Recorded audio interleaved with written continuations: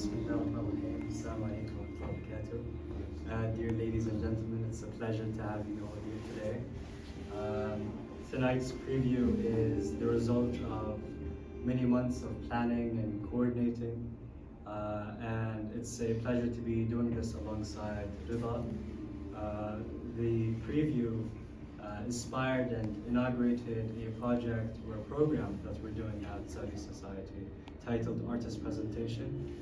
And through this program, we aim to showcase the works of creatives across different parts of the world as part of our commitment in enabling and empowering creatives and creating cultural dialogue as part of our commitment in bridging cultures. So once again, thank you for joining us tonight. Thank you, Rida. It's been an absolute pleasure to be working with you on this. Amazing. I'm going to say a few more words. I don't have much to add. I mean, like, Hamad's a great speaker, so he's kind of said everything there is to be said. But I know you guys are probably wondering, like, I just walked into the room and there's like a piece of marble on the floor. It's all white. Like, it's very mysterious. And I think Sam just said to me, I kind of don't want people to understand it. And I think there's a part of me which is like that. Hamad said to me yesterday, the reason he likes and connects with my work so much is because, like, in a way I'm so like talkative about it. I think a lot about how I craft things, and nothing is really random in my work. I don't think anything's random, and I feel like we live in a world which is so like postmodern and like it's kind of strangled reason. And I think that the people and the minds which think about things, why things happen, are kind of slowly withering away. And in a time like that, I think it's a very interesting opportunity to present an opportunity for thoughts. I want to kind of provide a window for you to look through, and then you can kind of look at whatever you want in the landscape. So yeah, I mean, this project was sitting in my iPhone notes for like years. I think I was sitting in my grandmother's house. Like, you know, she was getting up to pray, and then I kind of thought, like, it's such like a domesticated, private thing, like going to pray, and no one's ever really touched that with art. I paint, I make films, I dabble in music, I DJ, and in all of that, we consider that world so separate to this fundamental spiritual thing, when I think art really is the fundamental, like, human spiritual expression. And so, yeah, I'm always transitioning and interfacing between different mediums, and I hadn't touched sculpture, if that's what you can even call this. And so that thought came into my mind to make a marble-based work, a marble prayer mat, quite literally. And yeah, I guess I'm not really a producer of work, but I'm a producer, kind of like Rick Rubin. I'm just taking stuff away. And so in my mind, I think it's a prayer mat, and then I think, okay, how can I make this just marble? So like anyone who looks at it, you know, if you take it to London, people will just see a piece of marble on the floor, and then if I put this in a mosque, suddenly someone goes over and prays on it, suddenly it's a prayer mat, you know? It's kind of like the bottle, like you put it in the gallery, you put it in the garage, it's two separate things. And so yeah, like I really want to create monoliths, like in 2001 Space Odyssey or Arrival. These things just appear, and we have to decide how we interact with them, you know? I feel like if a 3-year-old walked in the room right now, they might just go and sit on it, and like it wouldn't be anything to them, but no different from the rest of the floor.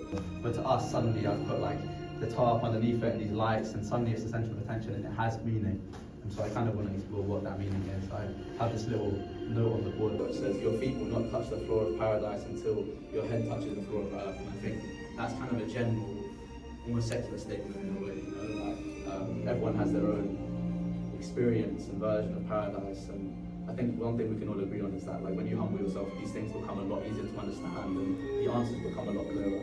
And so, obviously, humility has many like emotional qualities, but I think the fundamental physical quality is like just like lowliness and like being with the ground, like looking at where you are, the floor, and being intimately connected with it. And so I wanted to create like a kind of opportunity for that now. I won't tell any of you to stand on it, but that's my goal. But yeah, thank you so much for coming, and I think this is the start of a long journey with Florida. This piece, we have so many ambitions for it. We want to take it to Riyadh and exhibit there. We're looking to get it in the Biennale. So yeah, we'll see, man. But I'm really happy that you guys are here today to join us on this like special, inciting moment of what is hopefully going to be a very special narrative art. So yeah, thank you.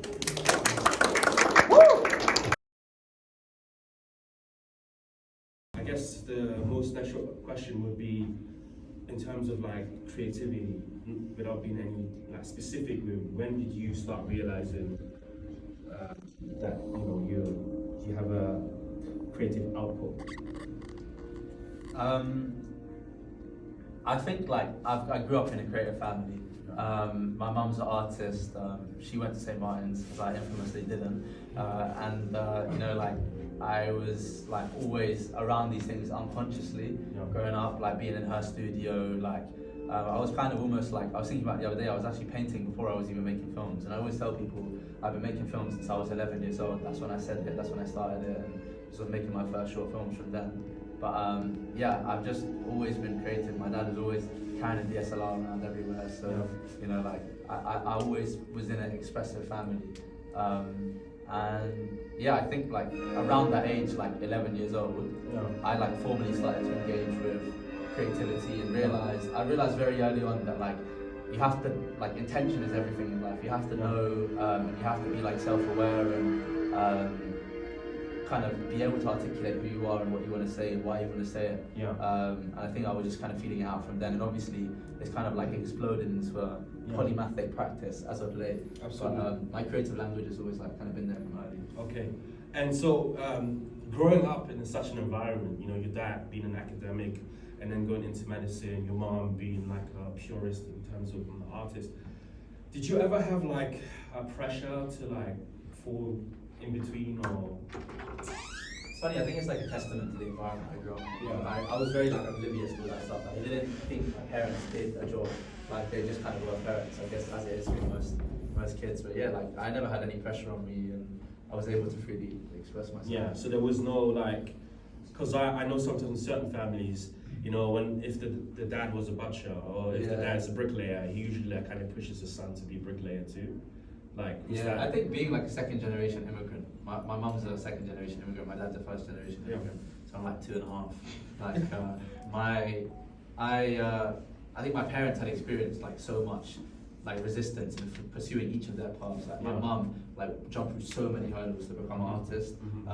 Like, you know, just to get to St. Martin's, she had to go through so many other things, like, you know, foundation years, redoing college a bunch of times, and like even moving to London in her family was a really big thing. And then even when she was there, like battled lots of discrimination and stuff like that. Like being a deaf artist, and my dad equally, like, you know, you live a whole life in Pakistan, and then at the age of 30 you come and you start again when you come to the UK. So I think they work so hard, and then coming together their lives got a lot easier. And I think when they had me, I think that was what, like, I was raised with, like the sentiment that like your life should be like building upon what we've built, rather than kind of like jumping through the same hoops that we jumped through. You know? And in terms of, I mean, you, in comparison to a lot of us in here in this room, I never necessarily always knew what I wanted to do. You said with 11, you kind of knew the direction that you wanted to head in. Do you feel like that, knowing that at 11, did that have an impact in terms of your confidence and how you? People always ask me like, how are you so confident? I don't think I saw myself as a confident kid. I don't remember myself being confident.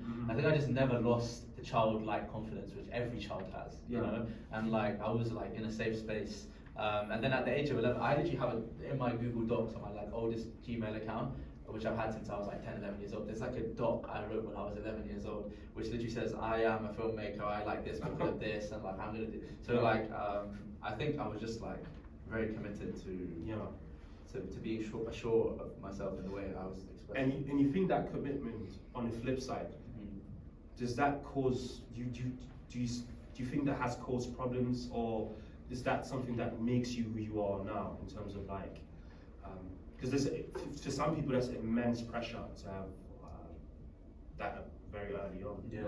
No, I don't think so. I think quite the opposite. Like, just like knowing when you know something, you're a lot easier. You know? Like about how you approach things. Absolutely. So there's obviously famously last year I saw House released an article, and I'm probably gonna it's not a quote one-on-one, but the quote goes, the title goes, RAZA the one to change the film industry. So, some people may not know, but like your background is film, like something that you started off as a creative practice. Tell us a bit more about your film journey. Yeah, I mean, like, Just briefly. film was like, it's like, I guess nowadays, especially growing up in like the 21st century, is the first art medium you're like directly exposed to quite frequently as a kid, because you're put in front of it. You know, you don't really get put in front of galleries or, you know, other mediums like as early on. So I think that was just like intuitive. But yeah, I think like I've always been an expansive kid, and I like film is a very boring process sometimes, because you only get to shoot like 30 days out of a year. The rest of the time is production, pre-production, post-production. People are doing stuff for you, or you're at least like arranging them to do it for you.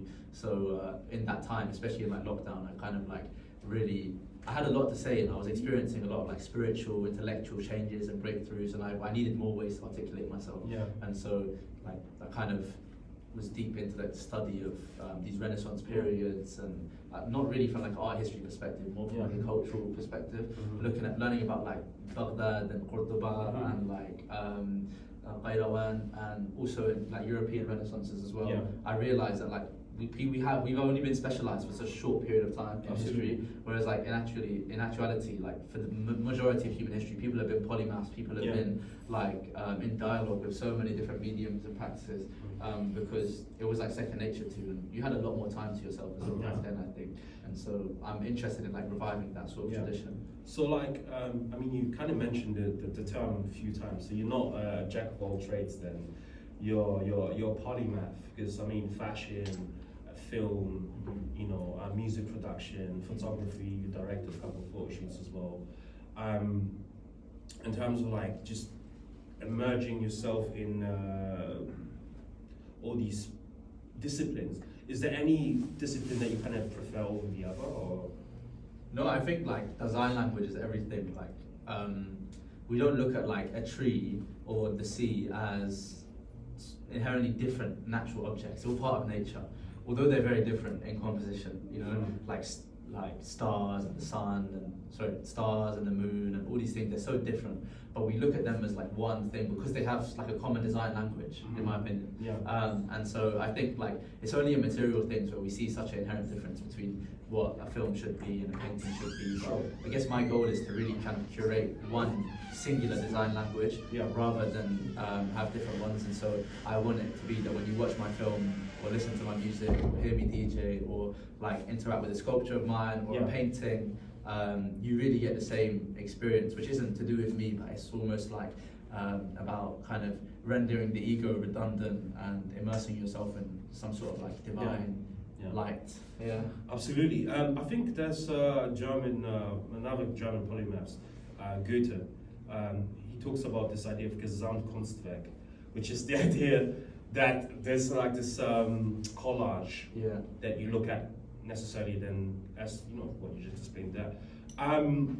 Well, the next question would be, speaking about your work, do you, and you made some mention before about this, do you prefer people to like, when they engage with the work, to derive meaning or to just have an experience? Because I feel like sometimes I have both with you. I have an experience to think about, but then also like I derive meaning from it. Like, what's your intent? It's funny, I think we live in like a very binary society. So something either has to be meaningful or meaningless, you know, or some meaning has to come from a person giving it to you or from you like working it out. And I think like I'm interested in both, everything, you know, until like there's only one experience, you know. Like HAMAD said to me on the train the other day, I said it in my opening like address, but I'll say it again now. Like he said, I like what you do because you're like, you think about it so much and it's so heavily composed, although it's simple, and you really are an artist who like has something they're trying to say.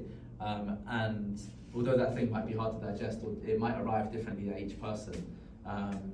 I think I remember being a kid, like in Q Retail Park with my dad one time, which is like locals where I grew up. I was really young, and I just remember thinking, like I had this realization. I was like, does a strawberry taste exactly the same to me as it does to like the person next to me? Wow. Like, does orange look exactly the same to me? And I just started freaking out. I was like, must have been like 5 years old.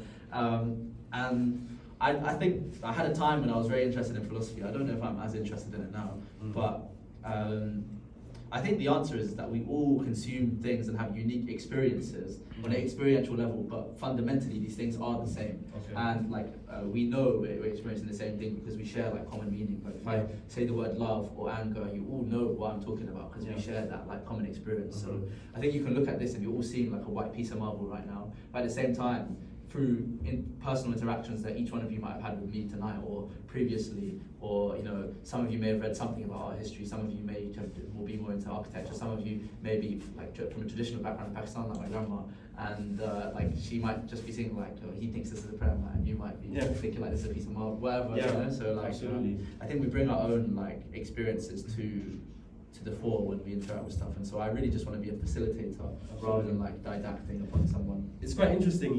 It was a bit of a like self-fulfilling prophecy. You at the beginning on the opening introduction were talking about how if a child was here, she would like go and interact with him, go to and Fatima, I believe, right?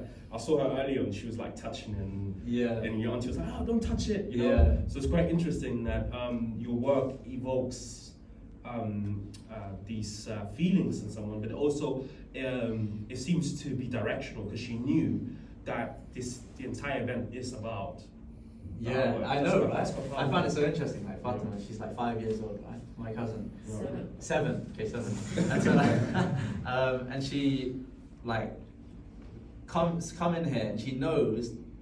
It's interesting, I think a child knows what they're not meant to do, they just don't care as much as like grown-up people. So she knows that this tarp is more important than the floor, but she's more willing to step on the tarp than we are. But then she's still not like stepping on the marble piece. Like even if she gets really close, she won't step on it. And she touches it with her hand, but she won't touch it with her shoe.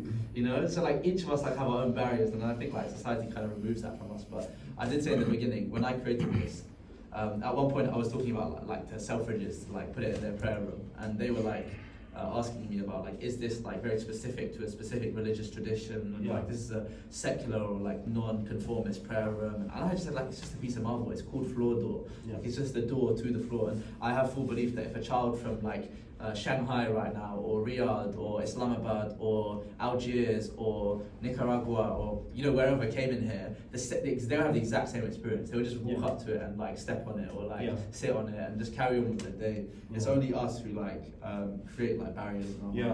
But so through like social settings, when we spend a lot of time, I think spirituality is one of those topics that we discuss quite a lot. But also your work undeniably oozes out like spirituality. Do you feel like people are ready to consume that form of spirituality that you're, because it's slightly different from what I see in art galleries? Yeah, I feel like spirituality has kind of like been socialized into a cultural artifact nowadays, rather than something which is something that we can all experience, so that we all do experience. Like. We look at like the Islamic world and Islamic art, and then Christendom and Christian art, and like the postmodern like secular world, and all of these things have different things based on where they're from, and like what the powers that be of that time told you we believe in.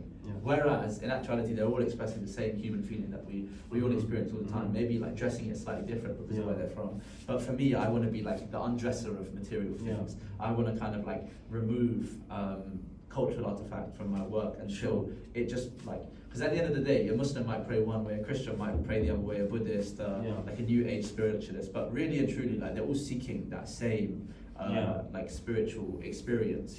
Like at the end of it, like when you close your eyes and you go to sleep and you dream, that is like spirituality. And you're not in control of your dreams. You can't say, oh, I'm Muslim, I want to dream this way. I'm Christian, I want to dream this way, like, or whatever. Like you just dream, And given that, this is my personal analysis of the artwork, is that you're basically sort of squeezing the immaterial and the material, the substance, into like this one piece of marble, and you're questioning people, and like given with the technology that we're sort of like moving towards, like AI and the metaverse, the immaterial, do you think like people are ready to take these things a bit more serious? Because I feel like sometimes people don't take these ideas too serious. The difference between. Funny enough, everyone like who's heard about this is taking it very seriously. I think maybe just because I like tell it to them in a very confident way. Sure. But Yeah, I do hear a lot of like, you hear like pop culture people angry about like contemporary art or anything like that. But I feel like I'm doing something with intention and meaning. And, it might wear the clothes of like its postmodern context, but it definitely has like the kind of intention, meaning, and scale. At its core, of like an art piece of old. Absolutely.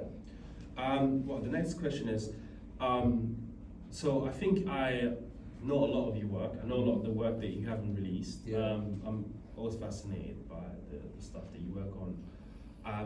One thing I've noticed is that it's not overtly political. And so this is like two questions. Like one, that why is that? And then secondly, do you feel like if your work was a bit more political, would it take away from its core universal message that you are trying to?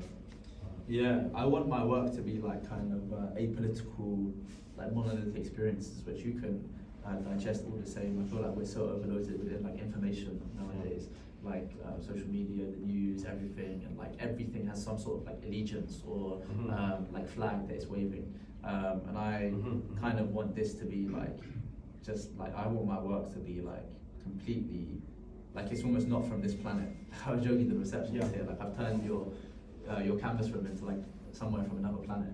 Like I want, like I literally want to remove people from Earth, like from this noise. Like people talk a lot about escapism, especially in film, but I hate that word, you know. It's like a temporary thing, you know, like oh, I've got to like escape this thing temporarily, then go back to it, you know. But I really feel like we can truly like alleviate ourselves of these kind of experiences. So is this then your first and last sculpture, or are you looking to? I don't know if it is a sculpture. I mean, I'm telling people it's a sculpture because it's like made of marble, but I'm interested to challenge what a sculpture is and what a sculpture isn't, you know. Like I was saying to someone earlier, if I show you like a Greek bust, you're gonna think like it's a sculpture, right? But this is kind of just a piece of marble, you know. Like a table, you might not call that a sculpture, even if it is made from marble. And so I called it a marble-based work. I kind of want to get to the point where people just know, like, okay, RAZA he just did that thing. And like, you know, like every time I do something new, they kind of just like, okay, I can hear it this time. Okay, I can see it this time. Okay, I can touch it. Like, and I want to remove like labels and descriptors from things until we no longer have like material objects, which we, you know, this is the table, this is the glass. We have like internal spiritual experiences. Yes. And so obviously this is done on your own back, but then also it's a collaboration with Saudi Youth Society. So how did that come about, like that? I mean, like one of my really good friends, Abdulaziz in London, we hung out a lot, and he was in London one time, and I was telling him about this project, Floor, this kind of marble-based work, and I was really interested to show it in a place where it was neither kind of like, it was at the intersection between culture, like modern culture, and like kind of the Islamic world. And so I kind of investigated slightly doing it in mosques in London, and they seemed a bit apprehensive, and equally kind of looked into doing something in a super secular site like Selfridges or even like Yorkshire Sculpture Park. And people liked it, but I didn't really feel particularly moved by like either of those. And so I kind of shelved it like halfway through last year. I had the pieces sitting in my house, and I was like, when the right person comes, they'll come. And in my heart, like I've always wanted to do something in like the land of Saudi Arabia, like in Riyadh and that area, because obviously it has so much significance to Muslims, and with my art being so heavily influenced by, interiorly inspired by Islam, but exteriorly kind of like culturally ambiguous, I wanted to experiment with that environment. And Aziz kind of was like, you need to meet my friend Hamad, he's just like you. He's a young like entrepreneuring, self-starting guy, and he started this as the youngest person to start like a non-profit in Saudi, and he's doing all this stuff with artists, and you guys would really get along. And our email chain is like 60 emails long now, so you know, we were like going like back and forth, and Zoom call after Zoom call, and we really like hit it off right away. We're both like really endearing, hardworking. I think I meant endeavoring, hardworking people, and it's crazy to think that like it's been, I think, like 3 months or something like that. You know, but it feels like it's been like a year that we've been working on this, but at the same time it's flown by. And Yeah. I said at the start, but I think this is the beginning of something really exciting. Because obviously we want to exhibit it in the summer at a sort of gallery space in Riyadh, and then take it to places like Diriyah, Biennale, and like stuff like that. So I think the possibilities are endless. And Yeah. yeah. There seems to be optimism.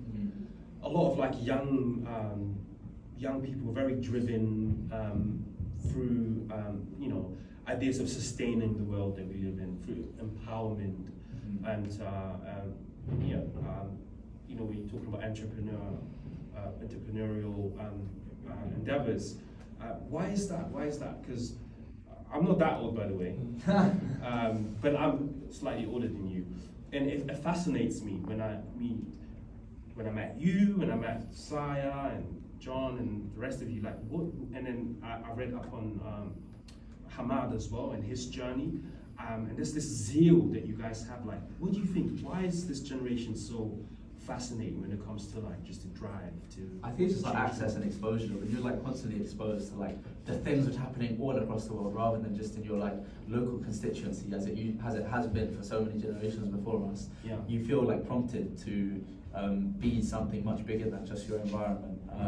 And so yeah, I think like we're part of the generation who's kind of like got that unrelenting spirit. Yeah. Yeah. Yeah. So forging these international relationships and you know, having a young person who's in Saudi, or have a young person who's in Korea, or like other parts in Africa, Brazil. Like, do you feel like that this is going to happen more? Like these alliances happening amongst the youth, run by the youth? Yeah. You know. Definitely.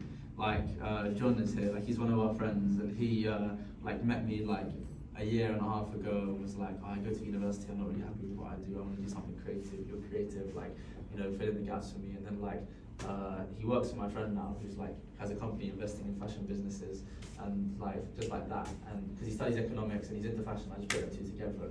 Like it kind of happened just like that. And so I feel like it's so easy to connect dots nowadays. You meet someone, you can have like real genuine interactions and create like long-lasting relationships. Yeah. So yeah, John just got back from Korea, so Yeah. like and like we're all over the place all the time. I was just in LA, Yeah. and yeah, Mo sent me a message when I was in LA. We met some of our friends. Like they have a community just like ours in LA. And, Yeah. he was like, the internet is crazy because like they're just people on the internet until you meet them in real life. Yeah. But it really is. I think yeah, like, there's so many people out there like me, like us, Yeah. who have equally as big of a vision, and I think we're all interested in connecting and making Yeah. something together. And so are we experiencing the Renaissance then? Yeah, I think so, definitely. Like, I don't say that like lightheartedly. I really do think like you have like the Enlightenment period in Europe, Yeah. and in the 1500s, 1500s, Yeah. and like 500 years before that, like the Islamic Renaissance. And I think like now. The other day I was kind of stressing out. I was like, oh, if it's no longer peace times, is there a possibility for Renaissance to continue?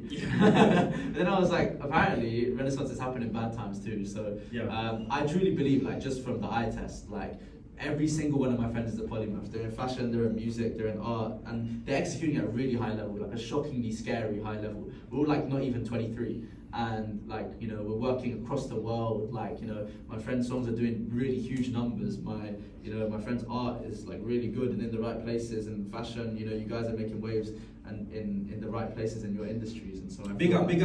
Yeah, I really feel like you know what I find funny? yeah. If we were dressed differently, you would have had the bra and the Yeah. Now everyone is dressed this way. No one wants to get big up yourself. Let's go, come on. My mum shakes her hand. She's like to me, so she does that. Yeah. Absolutely. But yeah, sorry for that. But yeah, I mean, like, I really do feel like I think it's possible nowadays to have your paintings seen by more people than like however many people saw the Mona Lisa in Da Vinci's lifetime. Absolutely. And so like, you know, with one day, I can get like a few thousand impressions of my painting. Like that couldn't happen like 500 years ago. So I truly feel like all the ideas of history are kind of in one library, and they've been synthesized by people who have opinions and they're diverging. And I truly believe like nowadays, like my generation, and definitely me and you, like we have like a spiritual, a deeper cause, an intellectual cause. Like we've been able to like have like this kind of informal education of like world history and culture, and we have a real practical means and intention by which we want to like bring this to the world and to make like a real change, not just like do decorative things for. Absolutely.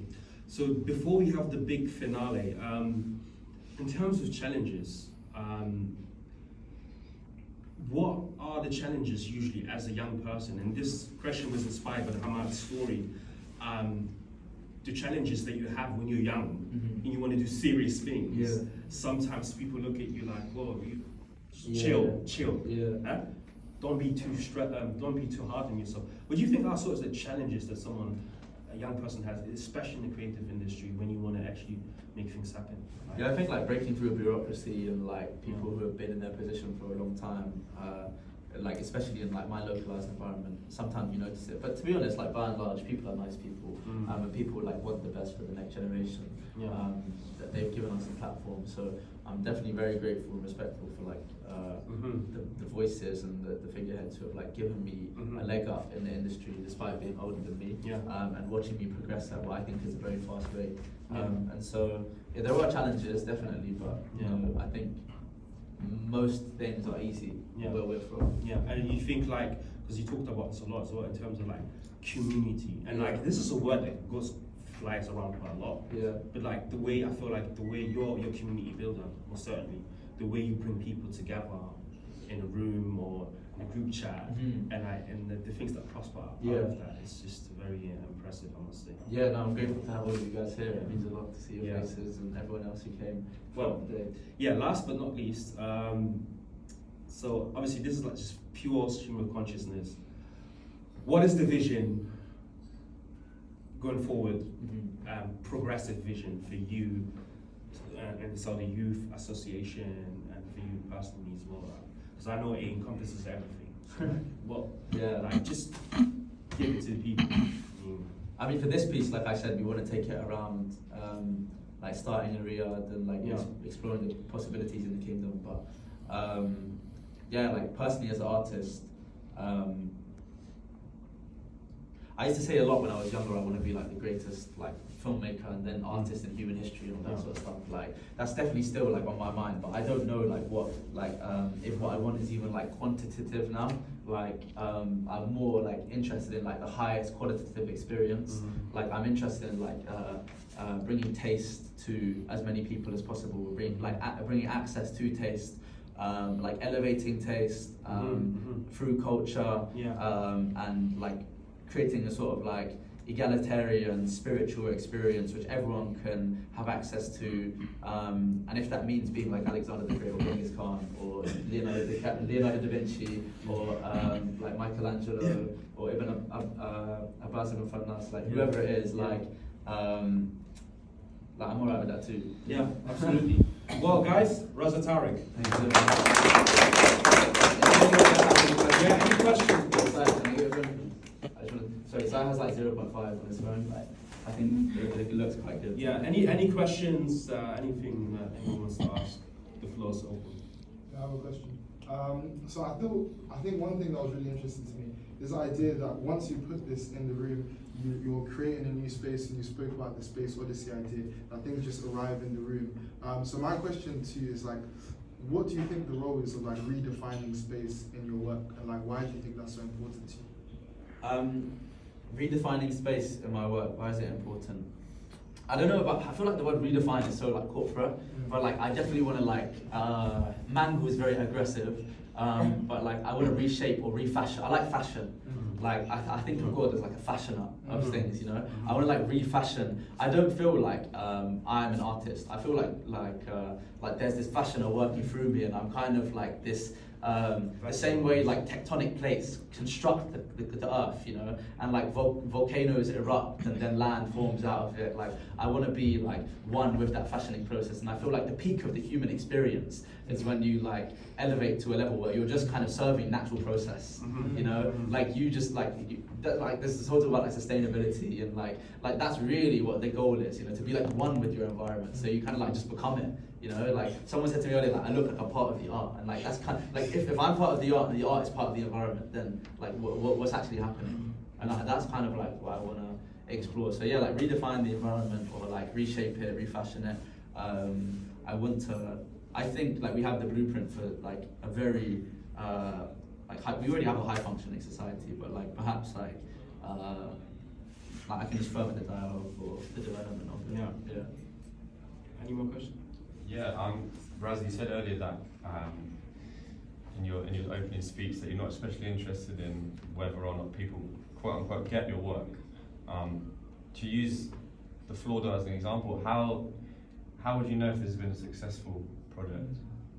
I mean, like socially, you guys are all here, like it's a busy room, and I've had a lot of great conversations. But the work itself, like landing, I mean, like only time will tell, really. You know, like it's only now that people come to me, like, and tell me, like, about like 5 years ago you made a film which I really like and which still like resonates with me, or like your work. You know, someone's like still in touch with this thing I did a while ago, and that like means a lot. And that's when you know like what you're doing is kind of lasting. But yeah, I do feel like I'm moved by it quite a lot, like this work, and people tell me they're moved by it too, and I trust that experience is not just me seeing orange and no one else seeing orange, but you're seeing it, you know? So just listening to you speak has been very inspiring. I think what I want to ask is just, after hearing you talk about just the breaking of confines of thinking and allowing for different interpretations to define the meaning behind the work, I just went back to just the prevalence of the color white in a lot of your work and a lot of just the things you associate with. And even in spirituality, white being the antithesis of darkness, here it feels like white is sort of the antithesis of color in general. Wow. So I just wanted to ask, what is the resonance of just the color white to you in that sense? Darwin sometimes gets onto me because like he'll be like, you want to create this crazy like white world where there's no difference, and like everyone lives in domes and they have like one-piece garments, and we need difference, we need culture, we need like real things. Darwin and his like fashion practices like channeling like the skinhead thing and like all of these different, you know, it's Pan-African references and everything. I don't. I maybe it sounds crazy if I like say I want everyone like in like 100 years time, like all 8 billion of us to be walking around in like one-piece like seamless white garments, but I at the very least want to use this as like a kind of blank canvas for like a more spiritual experience. There's this like hadith of the Prophet Muhammad, peace be upon him, where he says white is like the best color to wear, and so like I maybe just got a bit carried away, and so like, but yeah, I'm always like implementing this color white, and I think like there's a difference between like anthropomorphic white and like material or like immaterial white, and like black people aren't just black, like the color black, and white people aren't the color white. Like these are just kind of ends of the spectrum which we've assigned to each other, and yeah, I think like white in like a spiritual sense is like that pure overwhelming color which, you know, if you stare into the sun you probably actually see white, you know, like if you like are in space and like everything just be super dark, and then you like I don't really like black to be called like dark. I think darkness is separate from black, and I think light is actually kind of separate from white. You know, I really actually think I'm painting light when I like paint with the color white, you know, or shades of white or like grey or whatever, you know. Like I really want to create light experiences, because light is something that you can like feel and touch and experience.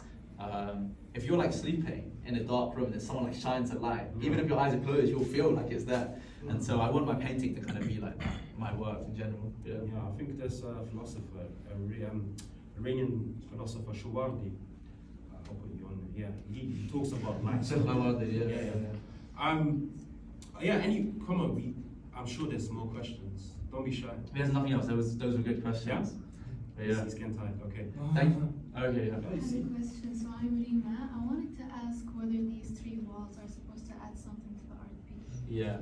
Someone asked me like, is the top part of the art, or is this like part of the art of that?